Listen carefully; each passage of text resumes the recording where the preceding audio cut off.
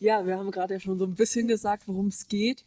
Was so die Grundlage ist, wir wollen über eine konkrete Überzeugung von dir sprechen, wo du sagen würdest, da glaube ich dran, da bin ich von überzeugt. Fällt dir spontan irgendwas ein? Es ist egal was. Es kann politisch, gesellschaftlich, mit Sport zu tun haben, vollkommen egal. Mhm. Wo du sagen würdest, das ist eine Aussage, da würde ich sagen, das stimmt. Ja, ich würde mir dafür kurz Zeit nehmen und in Ja, mich gehen. Das kann vielleicht auch kurz ein bisschen länger dauern, weil ich ja, will die These sozusagen ja, wohl überlegt treffen. Ähm, genau, deswegen vergesse ich kurz, dass ich hier bin. ja.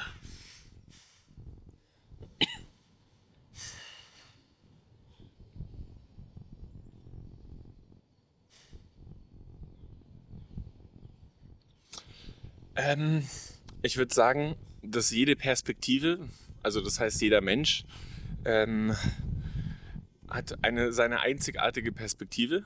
Die lässt sich nicht mit irgendwas anderem vergleichen, weil jeder seine Erfahrungen durch einzigartige Momente geschaffen hat. Und die These wäre sozusagen, dass jede Perspektive wert ist, gehört zu werden. Mhm. Und selbst von Leuten, ja, von denen wir denken, es sind ganz schlechte Menschen, ähm, bin ich der Meinung, ja, dass das, was sie sagen, einen gewissen Wert hat. Man muss nur schauen, wo man hinguckt. Das Mhm. kann jetzt zwei Extreme, Gandhi oder Trump sein. Mhm. Okay, jede Perspektive ist es wert, gehört zu werden. Finde ich spannend, können wir gerne nehmen.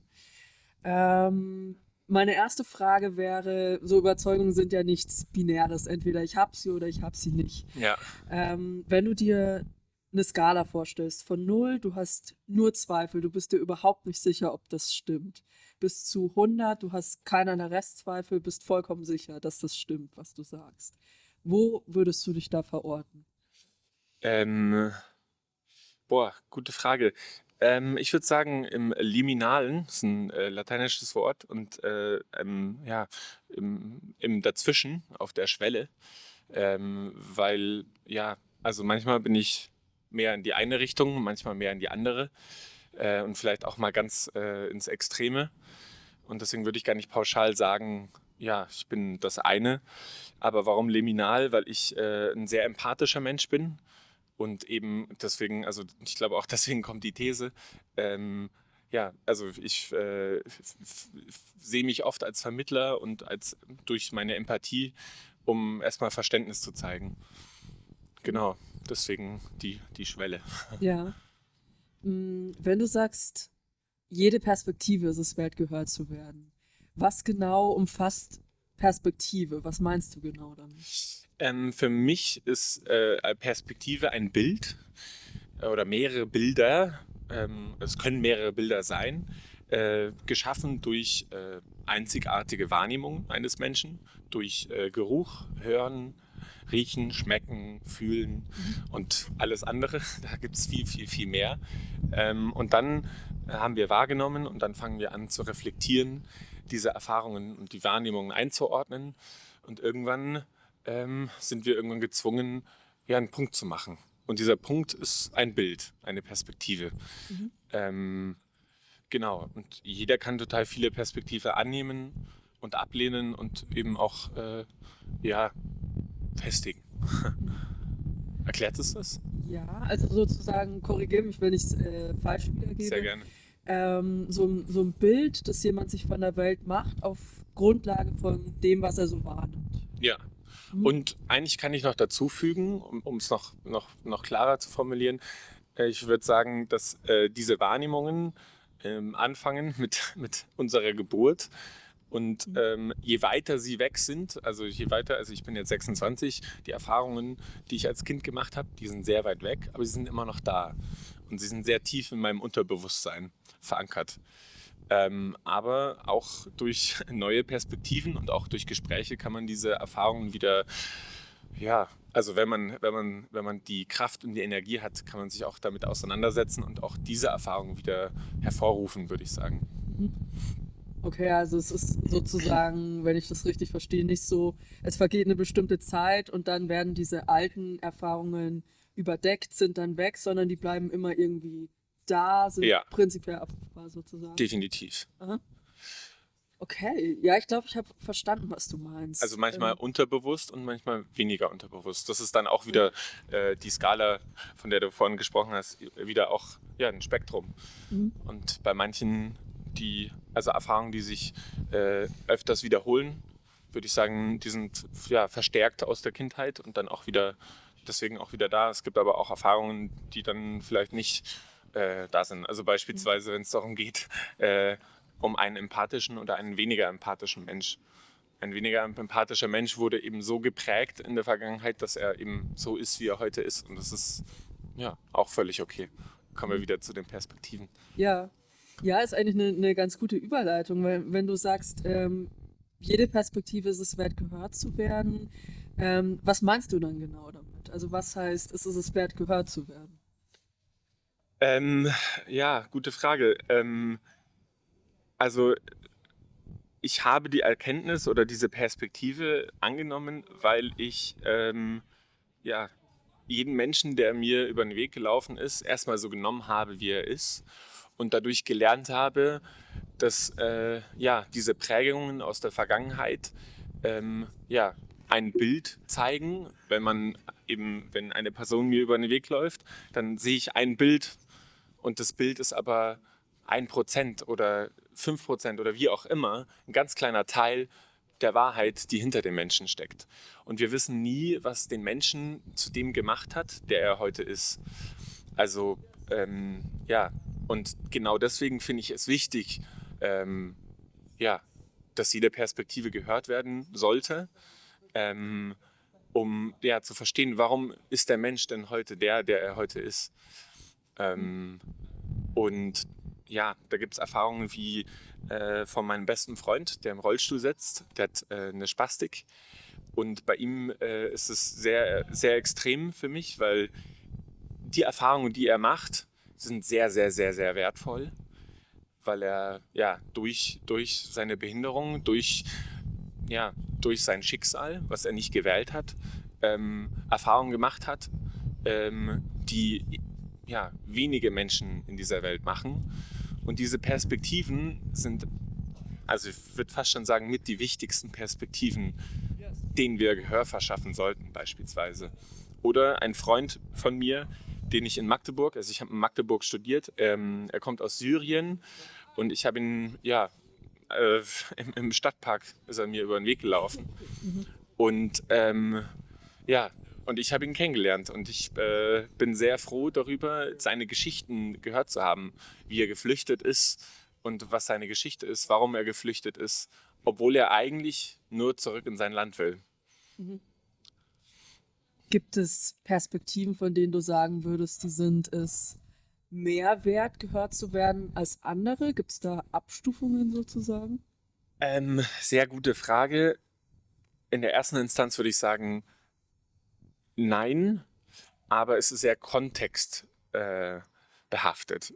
Es gibt zurzeit Perspektiven, die haben viel zu viel Gehör und es gibt zurzeit eben Perspektiven, die werden zu wenig gehört. Und danach würde ich entscheiden. Und genau der Punkt, die Perspektiven, die gerade nicht gehört werden, die sollten die lauteste Stimme bekommen. Und was meine ich damit? Wenn ich jetzt das Beispiel von meinem Freund wieder hernehme, der im Rollstuhl sitzt, das ist eine Perspektive, die sollte gerade am lautesten schreien. Oder einer der Perspektiven, weil es ist nicht die eine. Ähm, und Perspektiven von Menschen, die, ich würde sagen, ihre Aggression oder ihre ähm, oder die Aggressionen, die durch die Furcht oder die, den Beschützerinstinkt sehr laut werden. Also ich sage das gerne, der böse Wolf, ähm, der zu sehr gefüttert wurde, dass die haben zurzeit sehr, sehr, sehr eine große Stimme und erdrücken das Positive in der Welt. Und ich kann das eigentlich auch ein gutes Beispiel liefern, was mir gerade dazu einfällt, ist unsere Nachrichtenkultur. Das heißt jetzt nicht, dass alle Nachrichten nur negativ sind, aber ich muss sehr gewählt, weil ich ein sehr empathischer und sehr sensibler Mensch bin, sehr gewählt mich entscheiden, ob ich mir heute die Nachrichten angucke, weil die Nachrichten ja sehr negativ sind oder sehr negativ konnotiert. Und ich würde mir mehr wünschen, äh, wir müssen die negativen Sachen auch aufzeigen, die Missstände, wahnsinnig wichtig. Aber ich würde mir wünschen, in Kombination zu diesen Missständen auch zu hören, dieser Missstand, Kacke, der ist echt blöd. Aber schau mal, da gibt es Menschen, die tun was dagegen und die haben was Kleines erreicht. Mhm. Und in diesen großen Missständen die kleinen Erfolge zu feiern und die kleinen Erfolge, ja, eben Gehör zu verschaffen. Mhm. Also in dem Fall wären es, verstehe ich das richtig, sozusagen mehr positivere Perspektiven, optimistischere Perspektiven, denen du gerne mehr Gehör verschaffen würdest? Ja, ich würd sagen, also ich würde nicht sagen, nur das Positive muss da sein, sondern das eine existiert nicht, das eine existiert nicht mit dem anderen. Oh Gott, das war falsch gesagt. Die beiden funktionieren nur zusammen, das wollte ich sagen. Und ich bin der Meinung, dass das Negative sollte hauptsächlich dafür genutzt werden, Missstände eben aufzuzeigen. Aber es sollte nicht das letzte Wort haben. Das letzte Wort sollte die Positivität haben. Die positive Perspektive. Und die positive Perspektive von Menschen, die schon proaktiv sind, um noch mehr positive Perspektiven zu inspirieren, für mehr Proaktivität, die einen positiven Wandel hervorbringt. Weil das, was wir hier erleben, ist meiner Meinung nach sehr einzigartig und das sollten wir sehr wertschätzen, dass ich am Leben bin, dass ich gerade mit dir sprechen kann, dass ich hier hochgelaufen bin einfach in diese Situation gekommen bin, die für mich wahnsinnig einzigartig ist, dass ich hier jeden Tag spazieren gehe, atme, die Luft spüre dass ich leben darf. Ja, finde ich sehr spannend. Eine sehr interessante Perspektive. Um Danke. bei der Überzeugung noch so ein bisschen zu bleiben, kannst du dir umgekehrt irgendeine Perspektive vorstellen, wo du sagen würdest, nee, also die ist es nicht wert, gehört zu werden, deiner Ansicht nach?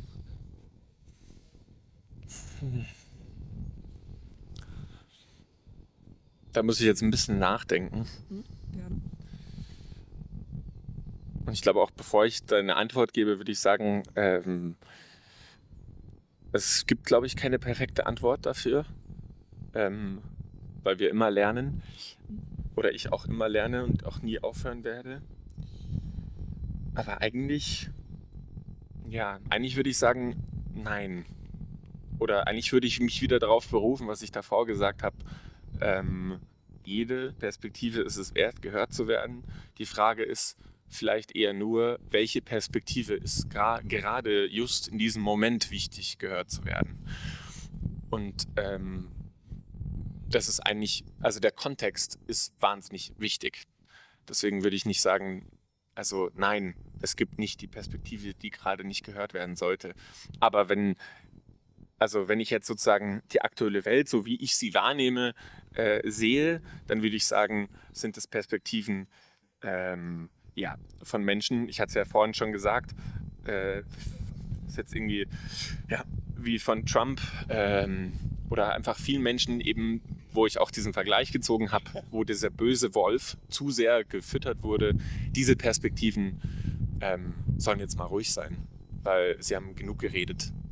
Und jetzt ist mal Zeit, dass die emotionalen Menschen reden. Ja. Die Menschen, die fühlen und die Menschen auch die Gefühle zulassen können. Weil Trump ist ein Mensch, der seine Gefühle nicht zulässt. Er lehnt sie notorisch ab und sagt, nein, ich bin so richtig, wie ich bin. Was auch nicht falsch ist, einen gewissen Selbstglauben zu haben. Aber sein Selbstglaube übersteigt alle Realität, meiner Meinung nach. Ja, ich versuche das mal für mich so ein bisschen wiederzugeben. Also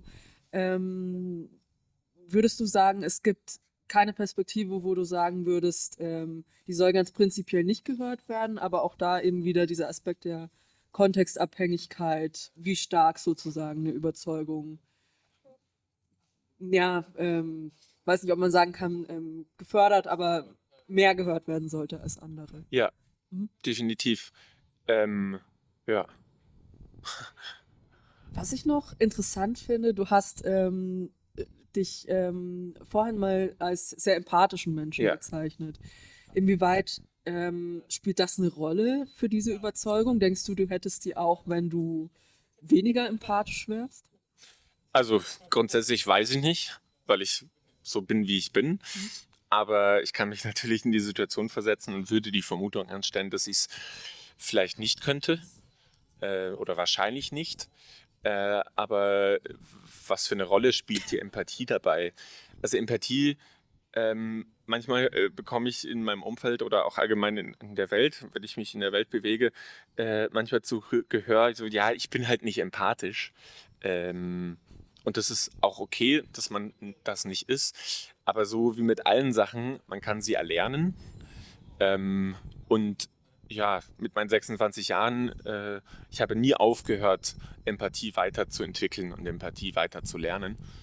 Und deswegen würde ich eigentlich auch so ein bisschen jetzt wieder mich widersprechen. Vielleicht würde ich es nicht, aber vielleicht würde ich, wenn ich jetzt gerade ein Mensch wäre, der nicht so empathisch wäre, hätte Fahrradkette, dann könnte ich es erlernen. Also ich könnte diese Perspektive in der Zukunft vielleicht erlangen. Ja, ja, interessanter Gedanke. Wenn wir uns vielleicht mal genau so eine Person vorstellen, die im jetzigen Moment nicht sehr empathisch ist und die vielleicht auch deshalb sagen würde, dass sie diese Überzeugung, dass jede Perspektive gehört werden sollte, nicht teilt. Kannst du dir, oder was wäre das beste Argument, das so eine Person bringen könnte dafür, dass das nicht so ist?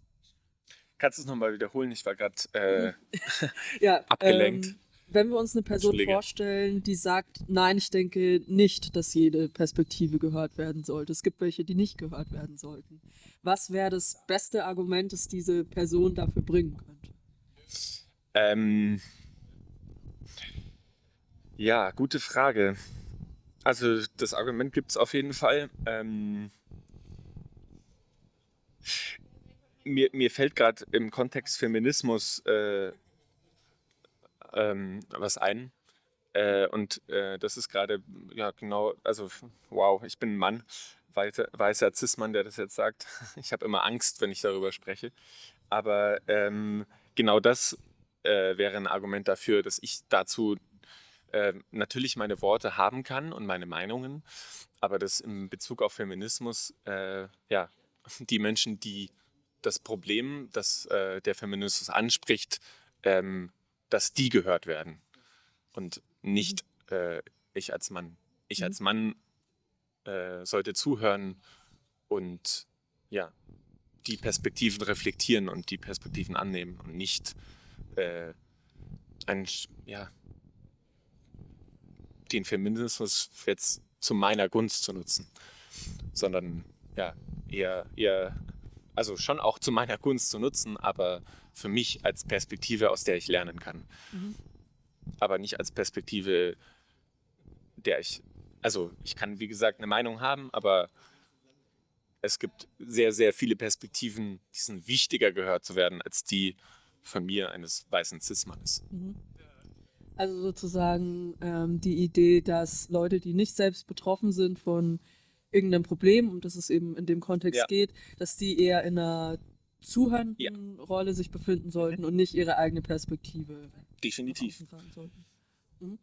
Also das heißt nicht, dass ich als Nicht-Betroffener nie was dazu sagen kann, aber ich bin nicht die führende Position in dieser Diskussion. Ich bin die Person, die zuhört und vielleicht auch, sagen wir es mal so, die länger zuhört und bis ich was sage, mir viel Zeit lasse. Und vielleicht auch erstmal, wenn wir jetzt von einer Diskussion sprechen, die im öffentlichen Raum stattfindet, wo viele Menschen zuhören, würde ich eher sagen, ich versuche mich sehr zurückzuhalten und viel zuzuhören. Und wenn ich noch nie über dieses Thema geredet habe, dann glaube ich, halte ich lieber meine Klappe und spreche erstmal noch mehr mit Leuten drüber unter vier Augen. Weil alles, was wir sagen und sprechen, vor allem wenn es unter anderen Menschen ist, kann ein Vorbild sein. Im Negativen und wie im Positiven. Und ich finde es sehr wichtig, ja, welche Worte wir in die Welt hinaustragen. Hm. Ja, ich finde, es ist auch angesichts der Kälte, ehrlich gesprochen, eigentlich ganz gutes Schlusswort. Gibt es Schön. noch irgendwas, was du loswerden möchtest, was du gerne sagen möchtest zu dem Thema? Puh, nicht zwingend. Eigentlich nur, weil wir über die Positivität gesprochen haben, äh, mein Vertrauen in die Zukunft. Ich habe ein tiefes Vertrauen in eine positive Zukunft. Und ich Mhm. lasse mir das Vertrauen nicht mehr nehmen. Und vielleicht an die das jetzt hören werden, an die das weiterzugeben. Weil das ist eine sehr wichtige Sache in heutiger Zeit. Ja, sehr schön. Dann bedanke ich mich sehr herzlich fürs Gespräch. Ich danke mich auch. Hoffe, es war Ich bedanke angenehm. mich auch. Ich fand es wunderschön. Also, ja, sehr speziell. Danke. Ja, super.